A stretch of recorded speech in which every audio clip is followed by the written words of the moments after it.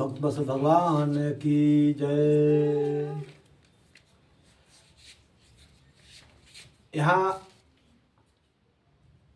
देवहूति माता ने जाके अपने पुत्र कपिल भगवान से पूछती हैं कि बेटा, मैंने जीवन भर सुख किया, कामक विमान में बैठ करके पूरे भारत भ्रमण किया और जितना सुख मैं अपने जीवन में अपने इंद्रियों को दी हूँ बेटा, उतना सुख संसार के कोई नारी कल्पनाओं भी नहीं कर पाएंगी, स्वप्न में नहीं सोच पाएगी कि हाँ मैंने जितना सुख दिया।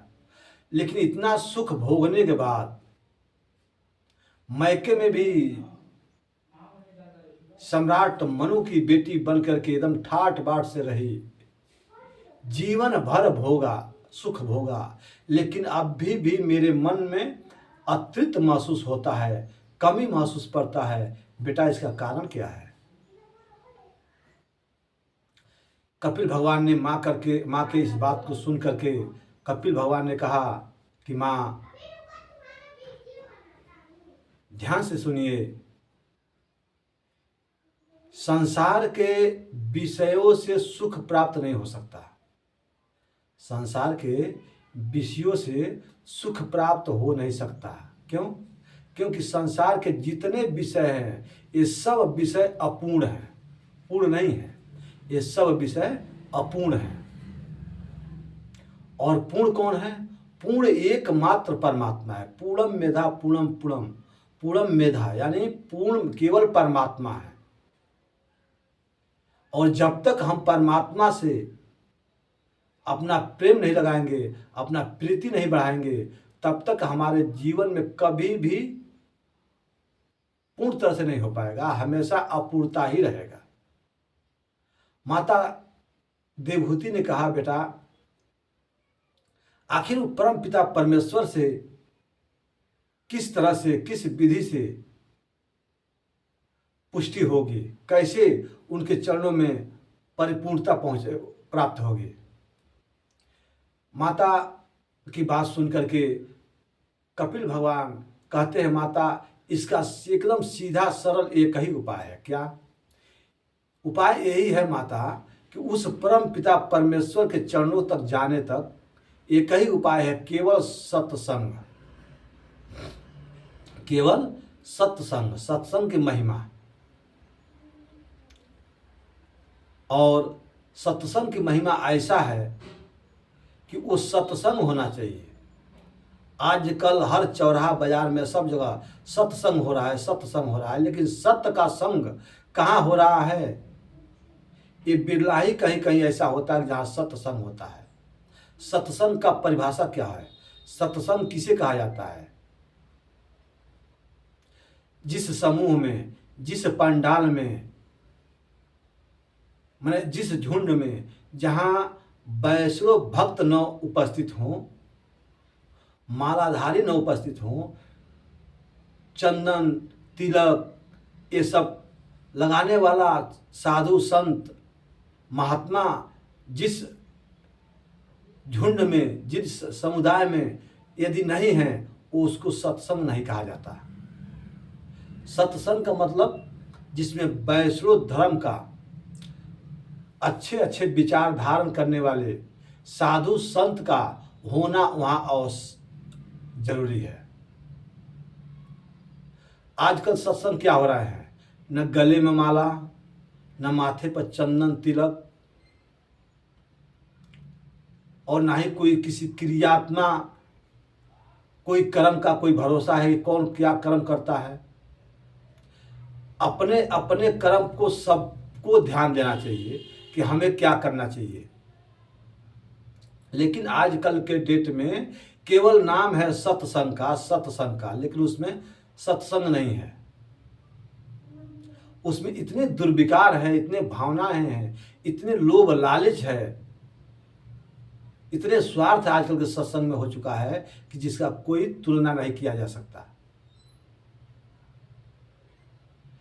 यहाँ आजकल के डेट का नियम ही यही है, स्वार्थ लाग करे सब प्रीति, असुर नर मुनि की सबकी यही रीति।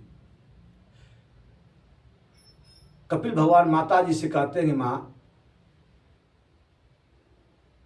इस समय सब कोई स्वार्थ का प्रेमी है और हमारे प्रभु निस्वार्थ का प्रेमी है।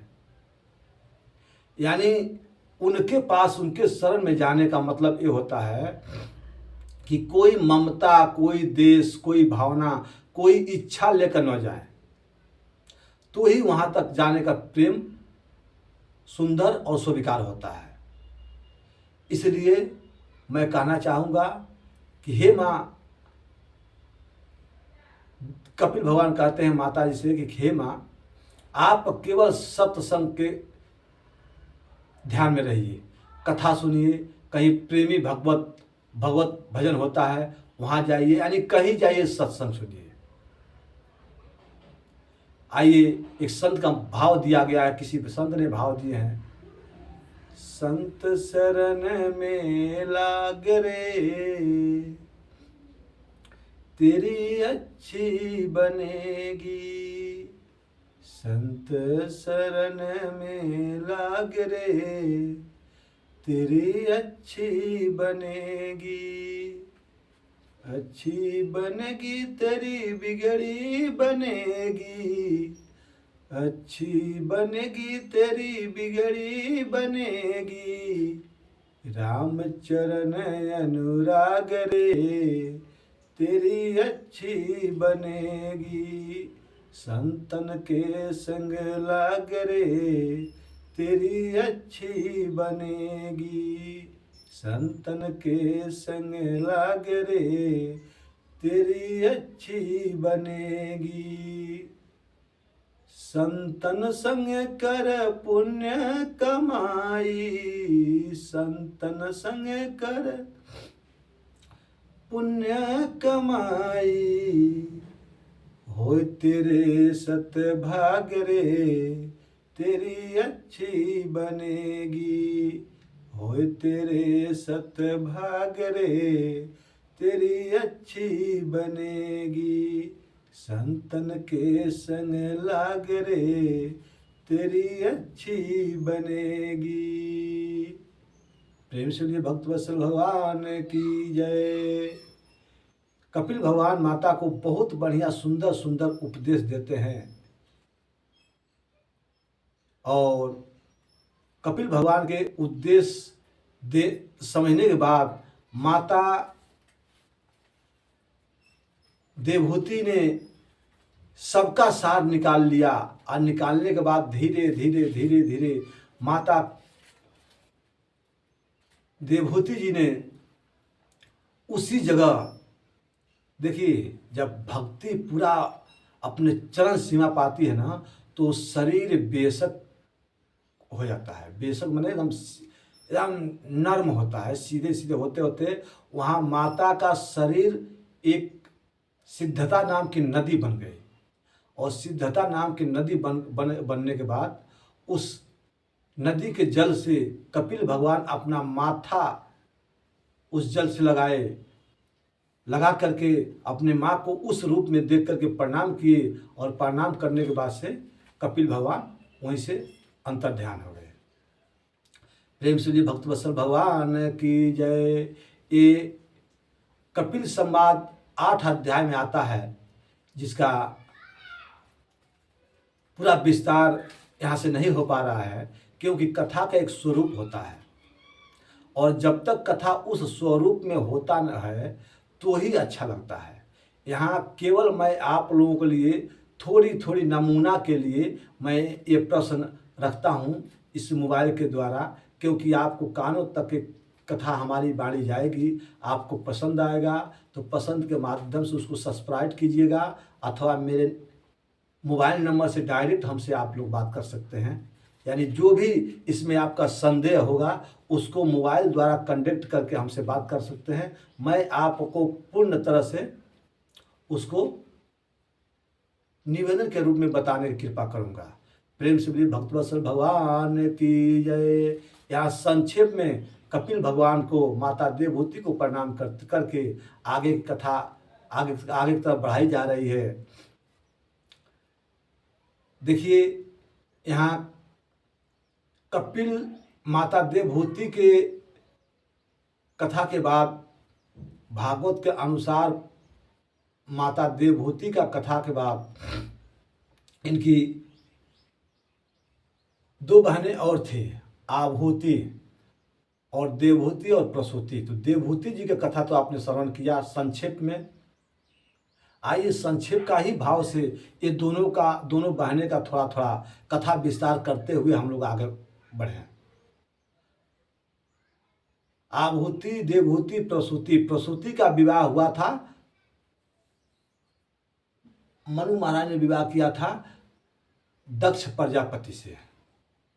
किससे विवाह किया था? दक्ष प्रजापति से। दक्ष प्रजापति से विवाह करके प्रसूति जी ने 16 कन्या को उत्पत्ति किया। 16 कन्याओं का उत्पत्ति करने के बाद अंतिम में 16वें कन्या का नाम था माता सती, जिसमें 13 धर्म को, एक पितरों का और 15वां कन्या थी जिनका नाम था स्वाहा, जिनका विवाह मनु महाराज ने, गर्दम जी ने, प्रेम से भक्त वत्सल भगवान की जय। ये 16 कन्या में 13 कन्या धर्म को, एक पितरों को, और 16वां कन्या जो दक्ष प्रजापति की थी वो अग्नि देव के साथ ब्याही गई। 15वां कन्या जो थी जिसका नाम था स्वाहा, उनका विवाह किसके साथ हुआ? अग्नि देव के साथ। 16वीं कन्या थी जिसका नाम था सती, उनका विवाह हुआ भगवान भोलेनाथ के साथ। भगवान भोलेनाथ के साथ विवाह होने के पश्चात माता सती के कोई संतान नहीं हुए। क्यों? क्योंकि माता सती ने अपने पिता दक्ष प्रजापति के यज्ञ में अपना शरीर त्याग दिया था। राजा परीक्षित ये कथा सुन रहे हैं और सुखदेव महाप्रभु ये कथा श्रवण करा रहे हैं। जब सुखदेव महाप्रभु बोले कि परीक्षित, सती माँ का कोई संतान नहीं इसलिए नहीं हुआ कि अपने पिता के यज्ञ में अपना शरीर त्याग दिया। राजा परीक्षित चौंक गए कि महाराज, बिटिया कोई अपने पिता के यज्ञ में शरीर क्यों त्याग दिया? ये कौन सी लीला है महाराज, कौन सी कथा है? जरा इसको विस्तार से थोड़ा समय के लिए विस्तार करें। तो यहीं से सुखदेव महाप्रभु विस्तार से कथा करते हैं। सती चरित्र कहते हैं, राजन, जिस समय दक्ष प्रजापति अपने 16वें कन्या सती का विवाह जब भगवान भोलेनाथ के संग संपन्न किया और उसके बाद से एक बार ब्रह्मा जी का दरबार लगा था, उसमें सब देवी देवता वहां गए थे और भगवान भोलेनाथ भी गए थे। तो जब भगवान भोलेनाथ भी गए थे, उसी सभा में दक्ष प्रजापति भी गए थे। और जब दक्ष प्रजापति वहां गए, सबने दक्ष प्रजापति को देख करके खड़े होकर के स्वागत किया, परंतु भगवान भोलेनाथ अपने ससुर के स्वागत हेतु खड़ा नहीं हुए और बैठे बैठे वहीं से धर्म पिता मान करके उनको दंडवत प्रणाम किया, लेकिन खड़े नहीं हुए। बताया जाता है कि एक वो आदमी होते हैं जिनका देहाभिमानी। देहाभिमानी का मतलब होता है कि वो अपने देह को अभिमान देते हैं, यानी कौन हमको देख करके खड़ा हुआ इस पर दृष्टि उनकी बहुत कम जाएगी, कौन हमको देख करके बैठे रह गए इस पर दृष्टि बहुत ज़्यादा चलती है। तो देहाभिमानी में दक्ष प्रजापति थे। इन्होंने देखा कि छोटे बड़े सब देवी देवता उठ के खड़े हो गए, स्वागत किए हमारा, और मेरा जम्हाई, जम्हाई मतलब दामाद, दामाद को जम्हाई कहा जाता है। यहाँ दक्ष प्रजापति कहते हैं कि मेरा जम्हाई, मेरा दामाद मेरे स्वागत में खड़ा नहीं हुआ। छोटे छोटे सब देवी देवता खड़े हो गए, लेकिन हमारा दामाद हमारे सामने स्वागत में नहीं खड़ा हुआ। दक्ष प्रजापति सभापद पर जाते ही इन्होंने घोषणा किया, क्या कि देवताओं से कहा, अरे देवताओं, कभी भी सभ्य समाज में असभ्य को नहीं बुलाना चाहिए। कभी भी सभ्य समाज में वहाँ असभ्य व्यक्ति को कभी नहीं बुलाना चाहिए। अब सब देवता एक दूसरे को मुख देखने लगे, आपस में कानाफूसी करने लगे, भाई यहाँ असभ्य कौन बैठा है, यहाँ असभ्य कौन बैठा है। अब किसी के कुछ समझ में नहीं आया तो दक्ष प्रजापति बोले कि तुम्हें दिखाई नहीं देता है, ये शंकर, राम राम राम राम। सभ्य समाज में रहे तो सभ्यता है, ये भूतों पिचास के बीच में रहने वाले, पर्वत पहाड़ पर रहने वाला ये मरघटवासी, इसको सभ्यता कहाँ से आएगा। अरे मैंने बहुत पश्चाताप कर रहा हूं कि अपनी बिटिया इससे विवाह करके, बहुत बहुत खरी खोटी उन्होंने सुनाया। बगल में बैठे थे भगवान भोलेनाथ के बगल में नंदी ईश्वर। नंदी ईश्वर बोले कि इस तो पद पाते ही इसका माथा चेंज हो गया। इशारा में नंदी ईश्वर भगवान भोलेनाथ से बोले कि बाबा, यदि आपका आज्ञा हो तो मैं इसका बोलती अभी बंद कर दूं। ये पद पाते ही आपको कैसा कैसा उल्टा सीधा शब्द बोलने लगा। आप आज्ञा करो, मैं इसका बोलती अभी बंद कर दे रहा हूं। भगवान भोलेनाथ बोले, नहीं बेटा, छोड़ो, जाने दो। क्यों जाने दो? भगवान भोलेनाथ कहते हैं, बेटा, ससुराल में सबको एक न एक दिन गाली सुननी पड़ती है। फर्क यही है कि सब ने शादी के समय में मंगल गीत गाली सुनते हैं और हमें शादी के बाद भी उल्टा सीधा गाली सुनने को मिलती है। खैर कोई बात नहीं, छोड़ो, जाने दो, अपना ही रिश्तेदार है, धर्म पिता है। अब भगवान भोलेनाथ का आदेश नहीं हुआ तो नंदी ईश्वर शांत बैठे रह गए। और जब नंदी ईश्वर शांत बैठे रह गए, इधर दक्ष प्रजापति का क्रोध शांत नहीं हुआ और क्रोध फटता गया। बहुत से उल्टा सीधा शब्द बोला। अंत में श्राप दिया कि मैं श्राप देता हूं शंकर को कि किसी भी यज्ञ में भाग शंकर को न दिया जाए। जब इतना श्राप दे दिया तो नंदी ईश्वर भी अपना आपा खो बैठे और भगवान को प्रतीक्षा नहीं किए। तुरंत ये भी उठ खड़े हुए और बोले, मूर्ख कहीं का दक्ष प्रजापति, जब से तू सभा सब पद पे आया है तब से तू बकरियों जैसे बड़बड़ा रहा है। जा, मैं तुझे श्राप देता हूं, तुम्हारा मुख बकरे का लग जाए। तमाम श्रापा श्रापी हुई। भगवान भोलेनाथ उठ के खड़े हुए और अपने रुद्र गणों को संभाले, बोले, चुपचाप यहाँ से चलो अपने अपने घर, कोई कुछ नहीं बोलेगा, चुपचाप अपने अपने घर चलो।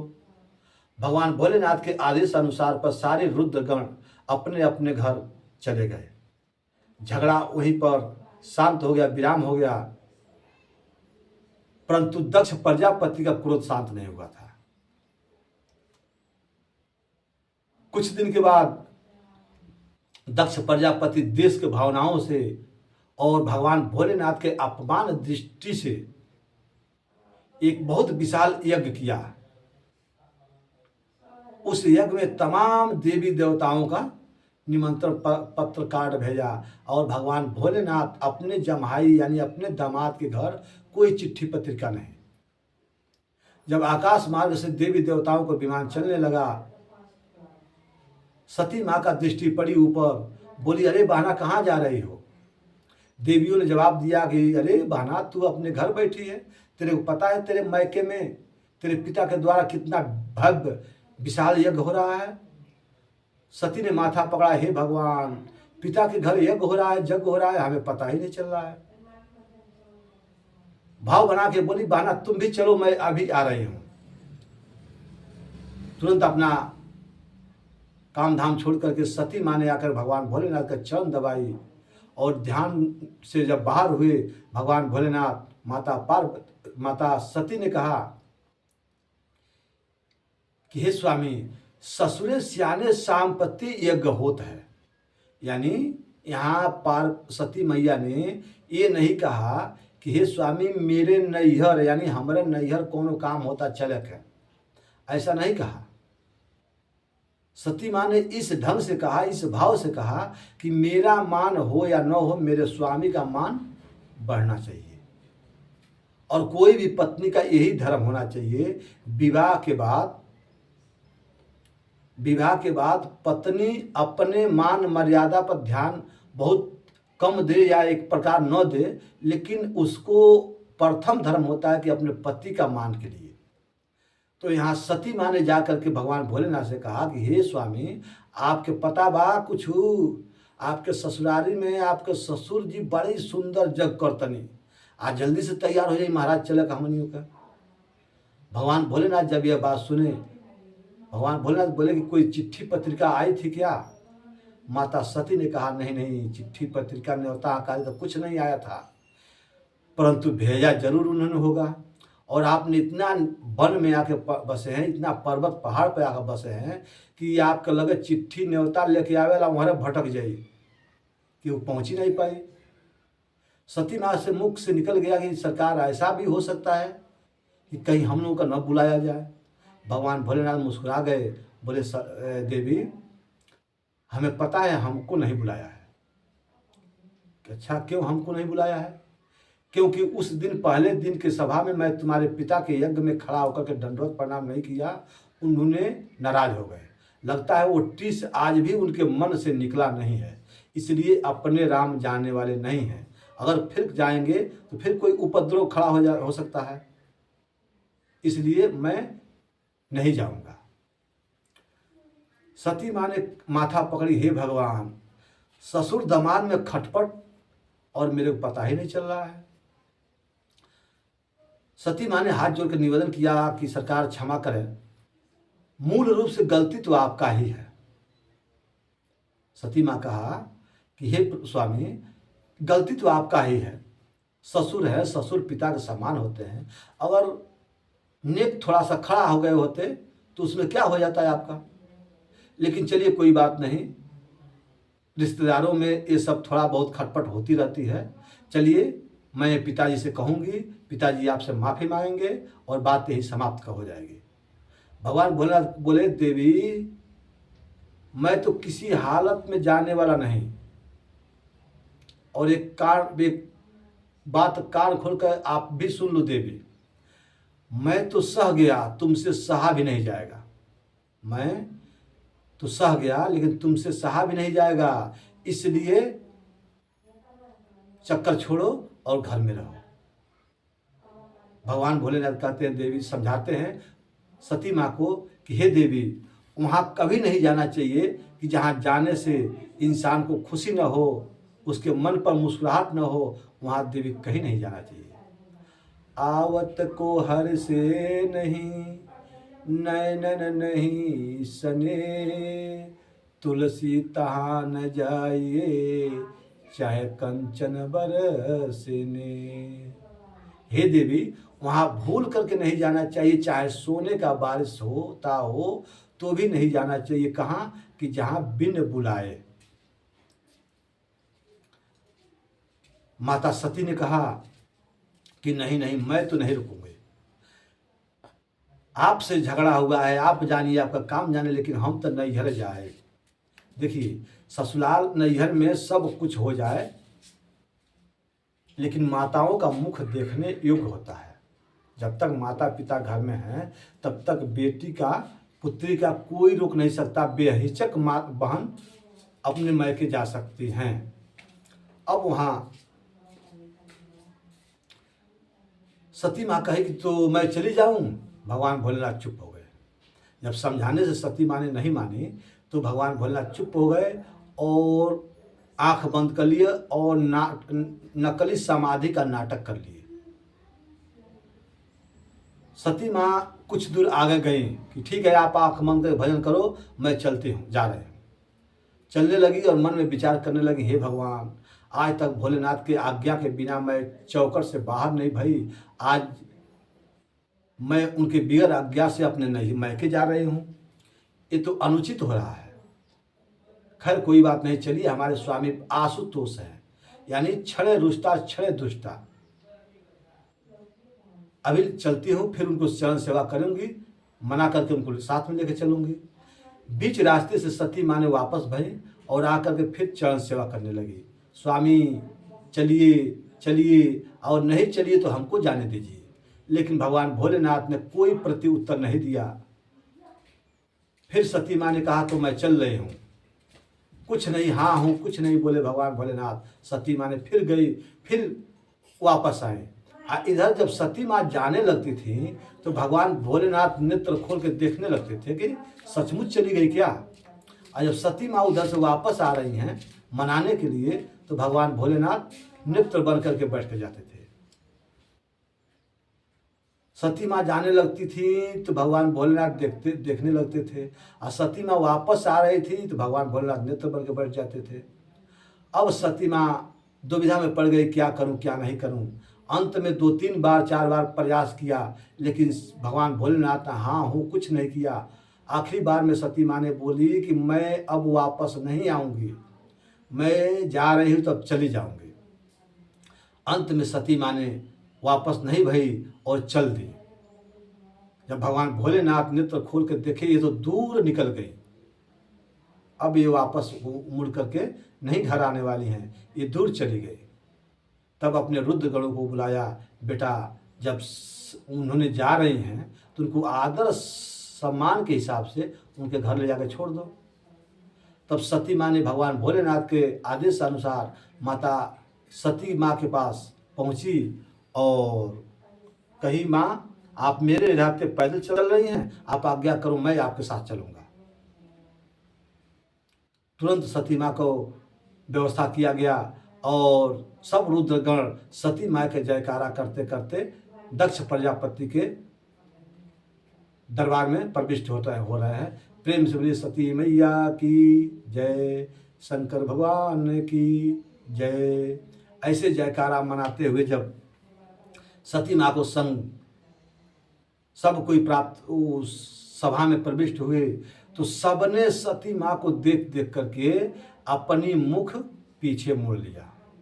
कोई सती माँ को हाल चाल समाचार भी नहीं पूछा कि देवी बहना तू कैसे अयलू हो आ कौन तना अयलू हो। सबने अपना अपना मुख पीछे घुमा लिया, क्योंकि दक्ष प्रजापति न नाराज हो जाए। माता सती को दृष्टि बहुत बुरी लगी कि देखो, और ऊपर से बहनें जितना देवी थी, ऊपर से बैंग भरी बाणी मानो कटार चला रही है माता सती के ऊपर, शब्दों के द्वारा कह रही है कि बहना तूने ठीक किया, बहुत बढ़िया किया है आकर के बहना, अपना ही घर तो है, जब चाहो आओ जब चाहो जाओ, उसमें कौन रोकता है। लेकिन बहना मैं सुनी हूँ कि पिताश्री तुमको चिट्ठी पत्रिका यानी निमंत्रण नहीं भेजे हैं। अब बताइए, ये कोई जरूरी है कि उस सभा में कहना कि तुमको चिट्ठी पत्रिका न्योता हकारी नहीं आई लाहौर। लेकिन कुछ माताएं बहनें ऐसी होती हैं कि मिलने के आग्रह तो बहुत करेंगी, बहुत सुंदर करेंगी, लेकिन बातें ऐसी करेंगी कि सबसे ज़्यादा कटार का भाव होता हो। इस रूप में सती माँ का माने उस बहनों का व्यंग भरी वाणी का बर्दाश्त कर ली और मन में सोची कि मायके में सबसे महत्व होता है माँ का। मायके में पुत्रियों के लिए सबसे महत्व होता है माँ का। चलूं दरबार में देखूं माँ का स्थिति क्या है। तो उस सभा में केवल सती माँ के न आने का हार्दिक पीड़ा अगर किसी का था तो वो माता प्रसूतिका का था और किसी का नहीं था। जहाँ प्रसूता माँ ने अपने छोटी पुत्री लाडली पुत्री सती को देखा तो दौड़कर अंकों में भर लिया। सादर भल ही मिली एक माता, ठगनी मिली बहुत मुस्काता। यानी कि सादर से, प्रेम से, भाव से केवल एक माँ मिली थी सती जी से, बाकी सारी सखिया बहना जो भी थे लोग, सब कोई सादर मिली एक माता, और ठगनी मिली बहुत मुस्कुराता। यानी जितने थे सब मुस्कुरा मुस्कुरा कर बैंग भरी मानो जहर की गोली दे रहे हैं। लेकिन सती माँ ने किसी पर ध्यान नहीं दिया। माँ से मिलने पर यज्ञशाला में पहुंची कि देखो यज्ञशाला का भाव क्या है। यज्ञशाला में माता सती ने चारों तरफ दृष्टि घुमा के डाला। छोटे छोटे देवताओं का भाग तो परोसा गया था, रखा हुआ था, लेकिन देव आदि देव महादेव का कोई भाग का नामो निशान नहीं था। यह दृष्टि देख करके माता सती ने कोप गई, एकदम लाल लाल नेत्र शरीर हो गया और दक्ष प्रजापति के पास जाकर के बोली, दक्ष प्रजापति, आज सबसे बड़ी गलानी इस बात की हो रही है कि मेरा जन्म तुम जैसे शिवद्रोही के संग होगा और आज के बाद मैं अपना नाम तुम्हारे नाम के साथ जोड़कर नहीं रखूंगी, क्योंकि जब तक मैं जीती रहूंगी तब तक मुझे लोग दक्ष कुमार ही कहेंगे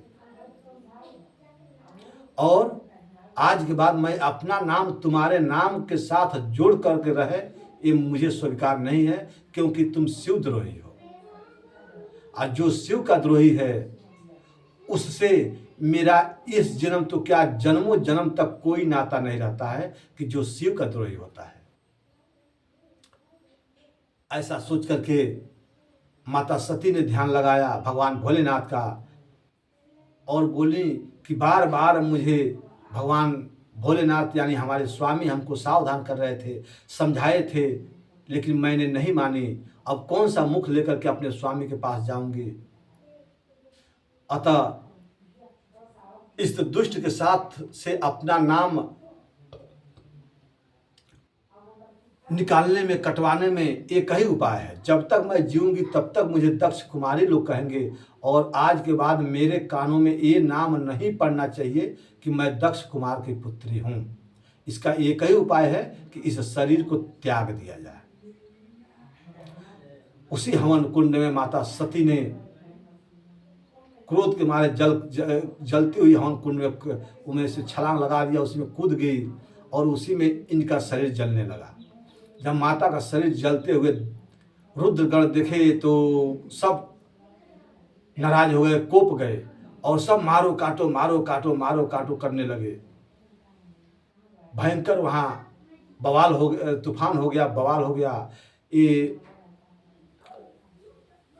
भृगु ऋषि ये जो थे ये अपने अक्षोहण मंत्र से भूत पिचास को उतार करके वहां पर सारी रुद्रगणों का मार भगाकर किनार कर दिया। इधर सती मां जल करके भस्म हो गई। यह सुखद समाचार को नारद जी महाराज के पता चला तो नारद जी सबसे पहले भगवान भोलेनाथ के पास पहुंचे, एक माया का माला झोली बना करके। माया झोली माला का बनाया और जा करके भगवान भोलेनाथ के सामने डाल दिया कि हे नाथ, हई माला ले झोली नहीं या दिन रात बैठ कर भजन करे। शंकर जी बोले क्या मतलब? नारद जी बोले मतलब सीधा है महाराज, क्या कि जैसे मैं था वैसे आप हो गए, फक्कड़ मैं भी था, फक्कड़ आप भी हो गए। क्या मतलब? तो मतलब सीधा है महाराज। माता सती ने दक्ष प्रजापति से मिलने के लिए हवन यज्ञ में गई और दक्ष प्रजापति ने ऐसा मिलते मिलते ऐसा मिला कि बेचारी सती ने हवन कुंड में गिर गई और वहीं पर उनका स्वाहा। यह घटना सुन करके तत्काल भगवान भोलेनाथ अपने जटाओं के निकाल कर पटक करके तुरंत वीरभद्र को तैयार किया और वीरभद्र को तैयार करके बोले जाओ दक्ष प्रजापति के यज्ञ सहित हवन कुंड में स्वाहा कर दो। जो रुद्रगण पिट करके भागे थे वो वीरभद्र के साथ जुड़ करके गए और जब वीरभद्र का तूफान भरे वीरभद्र जब पहुंचे सारी देवी देवता वहां से भागना शुरू किए। वीरभद्र रुद्रगणों से आदेश दिया कि कोई न भाग पाए, सबको बंदी बनाओ। जो यज्ञ में भाग लेने आए हैं वो भाग लेकर ही जाएंगे, खाली हाथ कोई नहीं जाएगा। तो ऐसा जब उन्होंने कहा तो रुद्रगण सबको पकड़ पकड़ के, जो भाग रहे थे सबको पकड़ पकड़ के रस्सी में बांध देते थे। और बांध करके तब जाके वीरभद्र ने कहा कि अब बताओ इनको कौन सा सजा दिया जाए। यहाँ जितने देवता रुद्रगण पिट करके गए थे वो लोग शिकायत करने लगे, महाराज हम पिट रहे थे तो ये कुशा देवता ही कर करके बत्ती से निकाल कर हंस रहे थे। क्रोध में भरे वीरभद्र कुशा देवता को एक मुक्का मारा, उसी मुक्के के साथ पूरे बत्ती से बाहर। रुद्रगण शिकायत किए, महाराज ये भग देवता है, भग देवता। हम जब पिट रहे थे तो आंखें मटका रहे थे। भग देवता को वीरभद्र ने क्रोध में भर करके दोनों आंखों एक ही झटके में निकाल कर बाहर कर दिया। अब वीरभद्र को छोड़ दिया। इधर रुद्रगण शिकायत कर रहे हैं कि महाराज ये भृगु जी है, भृगु जी, ये जब हम हंस रहे थे, पिट रहे थे ना, तो ये दाढ़ी पे हाथ घुमा करके ऐसे करके हंस रहे थे। क्रोध में भरे वीरभद्र उस महात्मा का एक ही झटके में सारी बाल उखाड़ कर फेंक दिया और उनको, महात्मा जी को छोड़ दिया। ऐसे जितने देवी देवता गए थे वहां पर सब खंडित हो गए और सबको बल्ली समियाना जो भी लगा था वहां पर सब तोड़ फोड़ उयार फुयार के अंत में दक्ष प्रजापति को पकड़ करके वीरभद्र ने उसी हवन कुंड में स्वाहा, सिर से धड़ से सिर मरोड़ करके उसी में स्वाहा कर दिया। और वीरभद्र सभी रुद्रगण को लेकर के फिर वापस भगवान भोलेनाथ के पास चले गए। प्रेम से बोलिए शंकर भगवान की जय। क्षमा करना, ये भी कथा संक्षेप में ही चल रहा है, क्योंकि ये सब कथा जिस भाव से कथा होती है वो भाव वर्णन यहाँ हो नहीं पा रहा है, क्योंकि अकेले में मोबाइल के द्वारा कैसे ये सब हो सकता है। आप लोगों का आशीर्वाद कहीं लगेगा तो मंच के माध्यम से मैं आपको विस्तार से ये सती चरित्र बोलूँगा कि कैसे सती चरित्र होता है, क्योंकि हमें कथा के माध्यम से बहुत दूर तक चलना है, इसे नेट के माध्यम से। इसलिए थोड़ी थोड़ी कथा, कहीं विस्तार कहीं संक्षेप, कहीं विस्तार कहीं संक्षेप, इसी के भाव के माध्यम से कथा चल रहा है। प्रेम से बोलिए भक्तवत्सल भगवान की जय। जब वीरभद्र सब यज्ञ सहित सबको खंडित करके के रुद्रगणों को लेकर के जब भगवान भोलेनाथ के पास आए, इधर देवी देवता सब रोते रोते विधाता ब्रह्मा जी के पास जाते हैं। वहाँ जाकर हाथ जोड़ के कहते हैं कि हे सरकार, बहुत यज्ञ में मैंने भाग लेने गया था, लेकिन आज जो इस यज्ञ में गया था ऐसा भाग मैंने कभी नहीं पाया। मैंने गया था यज्ञ में भाग लेने के लिए, भाग कहाँ से मिलेगा, अपना ही भाग चला गया। शंकर जी देवताओं को समझाते हैं कि ये बताओ, जहाँ हमने नहीं गया, जहाँ भगवान ने नहीं गया और वहाँ भगवान भोलेनाथ भी नहीं गया, तो ब्रह्मा नहीं गए, विष्णु जी नहीं गए और शंकर जी नहीं गए, तो जहाँ त्रिनेत्र नहीं गए तो वहाँ तुम क्या करने गए। अब देवताओं ने कान पकड़ा, भगवान अब सो खाई आगे खाई तो राम दुहाई। आज के बाद हमसे ऐसी भूल नहीं होगी सरकार। तुरंत सभी देवताओं को लेकर के ब्रह्मा जी ने शंकर बाबा के पास गए। आते हुए शंकर जी ब्रह्मा जी को आते हुए देख करके आदर दिए, प्रणाम करके बोले कि कहो अमर आयु क्यों हेतु, यानी हे ब्रह्मा जी, अपने आने के कारण बताइए क्यों आपने हमारे पास आए हैं। अब ब्रह्मा जी देवताओं की तरफ से सबके तरफ से प्रार्थना किए, निवेदन किए कि महाराज ऐसे ऐसे हुआ है, इनको कुछ कृपा कीजिए, कल्याण कीजिए। शंकर जी क्षणे रुष्टा क्षणे दुष्टा, 1 मिनट में नरम 1 ही मिनट में गरम। खुश हो गए, कहिए कहो क्या परेशानी है। कुशा देवता बोले, महाराज मेरे को देखिए, एक मुक्का मारा, एक भी दांत मुख में नहीं छोड़ा, सब बाहर निकल आया। भगवान मुस्कुराए, और बोले भाई क्या जरूरत है दांतों का, सतुआ घोर घोर पियत रह, जीवन काटत रह, कौनो आवश्यकता नहीं है दांत के। भगवान भोलेनाथ ने को आशीर्वाद दिया, केवल सतुआ पीते रहो, दांत का कोई आवश्यकता नहीं। भक्त देवता ने शिकायत किया, देखिए महाराज एक ही झटके में दोनों आंख बाहर कर दिए। भक्त देवता को उन्होंने आशीर्वाद दिया कि जाओ तुम मृत दृष्टि से देख सकते हो, ये मेरा आशीर्वाद है। ये भृगु जी शिकायत किए कि महाराज बगैर दाढ़ी का मुझे बेचैनी होती है।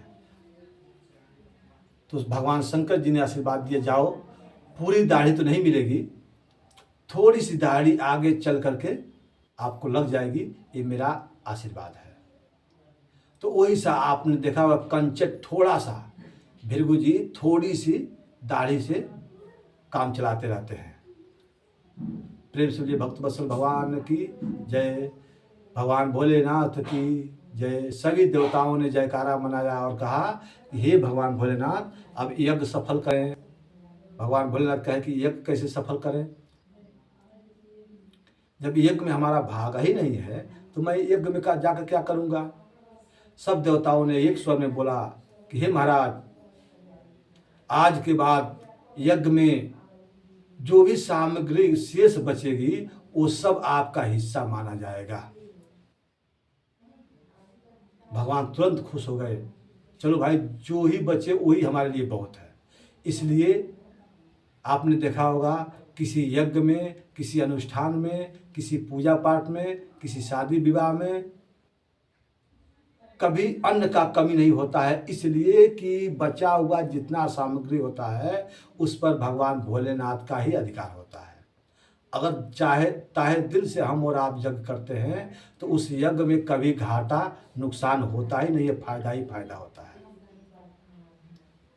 क्योंकि भगवान भोलेनाथ का हिस्सा माना जाता है। और जहाँ भगवान भोलेनाथ माता पार्वती जी की जो हिस्सा होता है उसमें घटोत्तरी का कहीं सवाल ही नहीं है। लेकिन आजकल के यज्ञकर्ता कैसे कैसे यज्ञ करते हैं कि अब वही जानते हैं, उनका ईमान जब गड़बड़ हो जाता है तो उसी जगह नुकसान भी हो जाता है। प्रेम से बोलिए भक्त वत्सल भगवान की जय। शंकर जी ने देवताओं के संग होकर के उस यज्ञ में आया, एक शाला में आया, बोले बुलाओ जजमान। देवताओं ने बोला जजमान तो स्वाहा धैर्य पड़ा है। तो शंकर जी के अपने ससुर को दशा को देख करके दया आ गई और पुनः शंकर जी ने बकरे का मुख जोड़ करके, क्योंकि नंदी ईश्वर क्या श्राप दिए थे, बकरे का मुख बन जाए। तो भगवान जितना अपना मान सम्मान का चिंता भगवान को जितना नहीं होता है अपना, उतना अपने भक्तों का चिंता होता है। तो अपने भक्तों का वचन मान मर्यादा रखते हुए भगवान शंकर जी ने अपने ससुर दक्ष प्रजापति का बकरे का मुख जोड़ करके और पुनः जीवित कर दिया। प्रेम से बोलिए शंकर भगवान की जय। जीवित कर दिया भगवान अपने ससुर को। दक्ष प्रजापति जब देखे तो खुश हो गए और बाणी बोलने लगे, बम बम बम बम बम बम। बकरी की बाणी है तो कैसे निकलेगी, बकरियों जैसे गाल बजाने लगे, बम बम बम बम बम बम बम बम। तो यह बम बम शब्द से भगवान शंकर जी बड़े खुश होते हैं। आपने देखा होगा कि जब शंकर जी के मंदिर पर भक्तजन स्नान ध्यान करने के बाद से, जल आदि करने के बाद से जब वहाँ गाल बजाते हैं बम बम बम बम बम बम बम बम बम बम बम बम, तो बम बम शब्द सुन करके भगवान शंकर जी खुश होते हैं, क्योंकि उनको अपना ससुर जी याद आ जाते हैं। और जब ससुर जी याद आ जाते हैं तो भगवान शंकर खुश होते हैं और खुश होने के बाद से अपने भक्तों का भिन्न भिन्न प्रकार से आशीर्वाद देते हैं और रक्षा करते हैं। प्रेम से शंकर भगवान की जय। देखिए सती माँ का एक नाम ये भी होता है। शंकर जी क्या है, विश्वास, और सती माँ क्या है, श्रद्धा। जहां विश्वास नहीं होता है वहां श्रद्धा को जलना पड़ता है। आज जब श्रद्धा जल जाती है तो विश्वास को भटकना पड़ता है। ये किस समय की बात है? त्रेता में। एक बार त्रेता युग माही, शंभु गए कुंभज सिपाही। भगवान भोलेनाथ कथा को खुश हुए और एक बार सती माँ को लेके गए थे कथा करने सुनने के लिए अगस्त मुनि के पास। अगस्त मुनि के कथा से भगवान भोलेनाथ तो गदगद हो गए, क्योंकि राम जी उस समय वनवास में थे और वनवास तक कथा अगस्त शंकर जी को श्रवण कराए थे। गदगद हो गए भगवान शंकर जी, और वहीं बगल में सती माँ को थोड़ा भी कंठ के नीचे नहीं उतरा था ये कथा, क्योंकि विश्वास नहीं था। और जब विश्वास नहीं तो श्रद्धा जी को जलना जरूरी है। वही जब वापस उधर से आने लगे शंकर जी सती माँ को लेकर के, तो बीच रास्ते में शंकर जी ने सोचा कि हमारे आराध्य देव जिसका मैं दिन रात समाधि में जिनका दर्शन करता हूँ, भजन करता हूँ, वो परमात्मा, वो प्रभु, वो श्री राम इसी वन में है, तो चलते चलते क्यों नहीं उनका दर्शन कर लूँ। तो उस समय प्रभु राम अपने भाई लक्ष्मण को लेकर दक्षिण दिशा में सीता माँ को ढूंढ रहे थे, और शंकर जी अपने सती मैया को लेकर के उत्तर दिशा की तरफ जा रहे थे। भगवान भोलेनाथ के मन में होगा कि हमारे प्रभु, हमारे स्वामी तो दक्षिण दिशा में हैं, हम जा रहे हैं उत्तर की दिशा में, तो मुलाकात कैसे होगी, उनका दर्शन कैसे होगा। इधर अंतर्यामी स्वामी तुम सब जानी, भगवान भी सब जानते हैं। राम जी समझ गए कि हमारे प्रभु, हमारे भगवान भोलेनाथ, अब देखिए वो उनको भगवान कर रहे हैं, वो उनको भगवान कर रहे हैं, मन ही मन, कि वो हमारे प्रतीक्षा में दर्शन के हेतु भगवान शंकर जी माता सती को लेकर उत्तर दिशा में जा रहे हैं, और हमारा दर्शन का प्रतीक्षा है उनका, और हमें भी अभिलाषी है कि हमारा भी उनका दर्शन हो जाता तो अच्छा होता। तो भगवान राम जी ने अपने छोटे लघु भ्राता से लक्ष्मण जी से कहा कि हे भाई लखनलाल, हम लोग दक्षिण दिशा में सीता मैया को ढूंढ रहे हैं, कहीं ऐसा तो नहीं है कि देवी सीता उत्तर की दिशा में चली गई हो, हम लोग दक्षिण की दिशा में ढूंढ रहे हैं। लक्ष्मण जी कहा हाँ भैया हो सकता है। तो वहीं से प्रभु राम और भैया लक्ष्मण ने उत्तर की दिशा में जा रहे हैं, जिधर की भगवान शंकर जी हैं। उधर गए और वहाँ जा कर के पूछ रहे हैं किससे, लता पत्तों से, हे खड्ग मृग रैनी, कहीं देखी सीता मृग नैनी। अब बताएं, कोई पुरुष किसी वृक्ष से, किसी झाड़ी से, किसी पत्थर से, किसी नदी से पता पूछे तो बताएगा? नहीं बताएगा।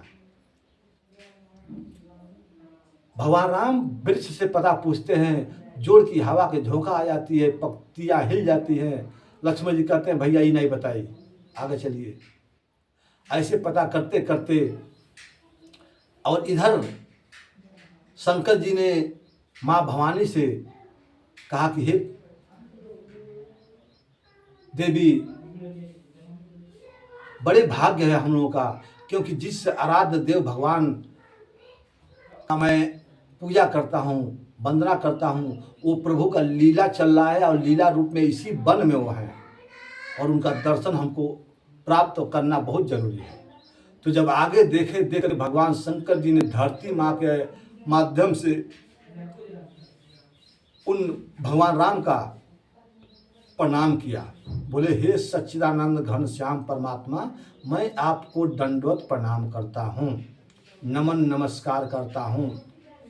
इतना बात जब सती माँ ने देखा तो सती का माथा घूम गया। बोली कि सब देवों में देव महादेव हमारे स्वामी, और ये आज किसको प्रणाम करते हैं, किसको दंडवत करते हैं? सामने कोई देवी देवता कोनो भगवान नहीं खेलो को, आज ये लौकता वो एकदम पागल से आदमी लौकता, ओके थोड़ा भगवान भोलेनाथ प्रणाम करेंगे। माता सती का मन चिंतित हो गया और बोली कि हे स्वामी, आप किसको प्रणाम कर रहे हैं? यहाँ कुछ अच्छे अच्छे कवि गायक लोग यहाँ से भजन निकलते हैं कि पति पर नमवा सत के दुविधा बुझाला। जब इनके मन दुविधा हुआ और बोले कि हे स्वामी, किसको आपने प्रणाम किया, तो भगवान भोलेनाथ कहते हैं, देवी ये जो देख रहे हैं ये लीला कर रहे हैं, लीला कर रहे हैं। यही हमारे आराध्य देव भगवान शक्तिमान हैं, जो कि राम अवतार रूप में इन्होंने लीला कर रहे हैं। बहुत समझने की चेष्टा किया भगवान भोलेनाथ ने, लेकिन भगवान भोलेनाथ की बात पार्वती मैया के एक भी समझ में नहीं आया। और जब नहीं आया तो भगवान भोलेनाथ बोले, अच्छा। माता पार्वती सती माँ ने कहा कि हे प्रभु, यदि आप इनको सच्चिदानंद मानते हैं तो सच्चिदानंद परमात्मा वो होते हैं कि उनको सर्वत्र हर जगह वो होते हैं, और जो भगवान होते हैं वो शक्तिमान होते हैं, और जो शक्तिमान होते हैं उनकी अर्धांगिनी को, उनको शक्ति को कौन सा, किसका हिम्मत है कि उनकी शक्ति को हाथ लगा देगा। अतः ये भगवान नहीं है। भगवान होते तो भगवान का सर्वत्र हर जगह का उनका ज्ञान मालूम होता है, पता होना चाहिए होता है। और इन्हें तो यही पता नहीं है कि हमारा पत्नी कौन ले गया। और ये भगवान होते तो इनको पता नहीं होता कि हमारा पत्नी कौन ले गया, कहाँ लेके गया, कैसे लेके गया। भगवान भोलेनाथ सती माँ को यह बात सुन करके भगवान भोलेनाथ बोले, अच्छा, जो तुम्हारे मन अस संदेह हो तो किन जाओ परीक्षा ले हो। यानी हे देवी, मुझे तो विश्वास है। सती माँ ने कह दिया कि नहीं नहीं, हमें विश्वास नहीं है कि ये भगवान है। ये हमें कोई कामी पुरुष नजर आ रहे हैं कि जो अपने स्त्री के वियोग में, पत्नी के वियोग में बन बन भट रहे हैं। भगवान ऐसा थोड़ी करेंगे। भगवान सर्वत्र होते हैं, वो क्या नहीं जानते हैं। अतः ये भगवान नहीं होते हैं। ऐसे जब सती माँ ने कहा तो भगवान भोलेनाथ ने बोले कि हे सती, यदि तुम्हारा यही विचार है तो हमें तो पूर्ण विश्वास है कि हमारे प्रभु आराध्य देव भगवान राम यही हैं, लेकिन तुम्हें हमारे बातों पर यकीन नहीं हो रहा है तो तू जाकर के परीक्षा ले सकती हो। माता सती ने कहा, हाँ, परीक्षा लूंगी तब मानूंगी। सती माँ ने बोली तो ठीक है, मैं जाऊं परीक्षा ले लूं। भगवान भोलेनाथ बोले, शौक से जाओ, तुम परीक्षा ले लो। जो तुम्हारे मन अस संदेह हो, यानी तुम्हारा मन इसी तरह से संदेह हो रहा है तो किन जाओ परीक्षा ले हो। तुम जिस तरह से चाहती हो उस तरह से प्रभु का परीक्षा ले सकती हो। हमें पूर्ण विश्वास है कि हमारे प्रभु यही है कि जो कि लीला कर रहे हैं। सती माँ ने आगे बढ़ी, विचार करे कि कौन सा, किस भाव में परीक्षा लेना चाहिए। सती माँ के मंदिर में भाव आया कि यदि ये परमात्मा हैं और अपने जगत जननी माता सीता के ढूंढ रहे हैं तो मैं क्यों नहीं सती सीता का ही रूप धारण कर लूं।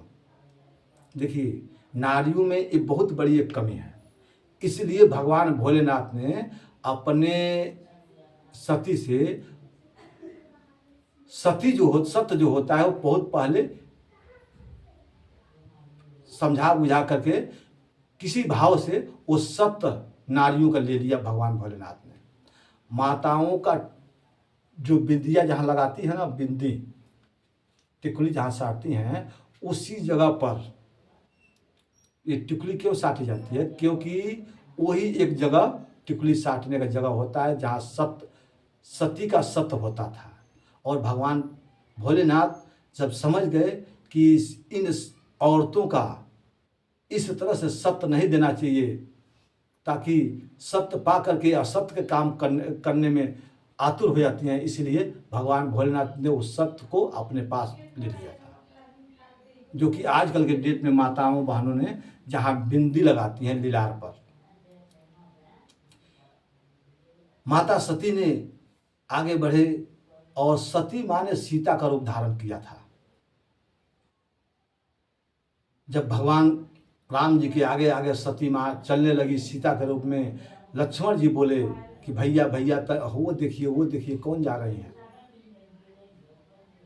तो भगवान राम लक्ष्मण जी को समझाते हैं कि भैया वो सीता नहीं है, जेके हमने के जो हतन जा वो नकली सीता है, और सीता नहीं है, वो हमार तहार माई है। माई अथा कैसे? मोरी सीता बाएं पीछे बैठाड़ी, होय पतित मोह महतारी। यानी अगर मेरी सीता होती, मेरी धर्म पत्नी सीता जी होती, तो कब्बू हमसे आगे आगे चलने का हिम्मत ही नहीं करती। मेरी सीता पीछे बैठाड़ी, यानी हमारी सीता होती तो हमारे पीछे आते। आई कौन सी सीता है कि आगे आगे दौड़त तड़ी? इसलिए हे लक्ष्मण, ये मेरी देवी सीता नहीं है, ये मेरी जननी है। जननी माने माता। और कौन माता? ये सती माता है। हमने का परीक्षा लगा मेरी लक्ष्मण। जब ये रूप में करीब में राम जी पहुंच गए तो मुस्कुरा रोते रोते आंसू पोछे और मुस्कुरा बोले माता श्री दंडवत प्रणाम नमस्कार। हे मैया, आप हमारे भगवान भोलेनाथ के कहाँ छोड़ के हे वन में रौरे अकेले घूमतनी? ई कौन कारण होगल कि रोरे भगवान भोलेनाथ अलगे रौरे अलगे? माता सती का होश उड़ गया। हे भगवान, ये तो सचमुच सच्चिदानंद घनश्याम परमात्मा ही हैं। इनको हर एक बात का ज्ञान होता है। मैंने बहुत बड़ी गलती किया कि इनका परीक्षा लिया। तुरंत भाग करके जाकर के भगवान भोलेनाथ के चरण दबाई। भोलेनाथ नेत्र खुला, क्या हो गया परीक्षा? माता सती ने कहा नहीं सरकार, हम क्या परीक्षा करेंगी, मैं तो आपके ही भांति जाकर के प्रणाम करके चली आई। भगवान भोलेनाथ को ये बात समझ में नहीं आया कि इतने बार मैंने समझाया तो इन्होंने प्रणाम नहीं किया। अब क्या हो गया कि इन्होंने जाकर के प्रणाम करके चले जाइए। जहाँ नेत्र बंद किया भगवान भोलेनाथ ने, तो अपने पत्नी सती के देह में सीता का रूप धारण मिल गया। और जब सीता का रूप मिल गया तो उसी समय भगवान भोलेनाथ मन ही सती को परित्याग कर दिया। यह तन भेंट सती अब नाहि, शिव संकल्प कीन मन माहि। भगवान भोलेनाथ ने मन ही मन संकल्प किया कि यह तन सती अब आपसे हमसे भेंट नहीं होगा। हमेशा हमेशा के लिए सती रूप में भगवान भोलेनाथ ने त्याग दिया, क्योंकि जो सती मेरी माता का रूप धारण किया, उनसे और हमसे कैसे मुलाकात हो सकता है। भगवान शंकर जी ने सोचा कि ऐसे शक्ति बनी रहेगी इन माताओं के पास, इस नारियों के पास, तो इसी तरह से उल्टा सीधा वो लोग करती रहेंगी। इसी भाव से भगवान शंकर जी ने वो सती रूप से शक्ति को ले लिया। प्रेम से बोलिए भगवान भोलेनाथ की जय। तो यही कारण सती जी ने दक्ष प्रजापति के अपने पिताजी के यज्ञ में शरीर को त्यागा था, क्योंकि मुलाकात होगी ही नहीं। तो तेही जन्म जन्म शिव पद अनुरागा, किससे मांगी थी? हरि से, भगवान से। शरीर त्याग करते समय में, उस समय में हरि से यही वरदान मांगा था कि सरकार जन्म जन्म शिव पद अनुरागा, तेही कारण गिरजा गृह जाई, आज जन्मी पार्वती तन पाई। तुरंत भगवान माता पार्वती ने अपने शरीर को परित्याग कर दिया सती माँ ने, और फिर आगे चल करके हिमालय में हिमांचल जी के वहाँ आकर के मैना रानी के माध्यम से इस शरीर को चेंज करके माता पार्वती जी के रूप में प्रकट भई हिमालय में, जहाँ की चारों तरफ इनका मांग था कि मैं जहाँ जन्मूं तहाँ चारों तरफ से ऋषि मुनि आगे थे करो, ऋषि मुनि मतलब इसको वहाँ ऋषि मुनि साधु संत का सेवा होना चाहिए। तो उसी हिमालय में जाकर के माता पार्वती जी का अवतार हुआ। प्रेम से बोलिए पार्वती मैया की जय।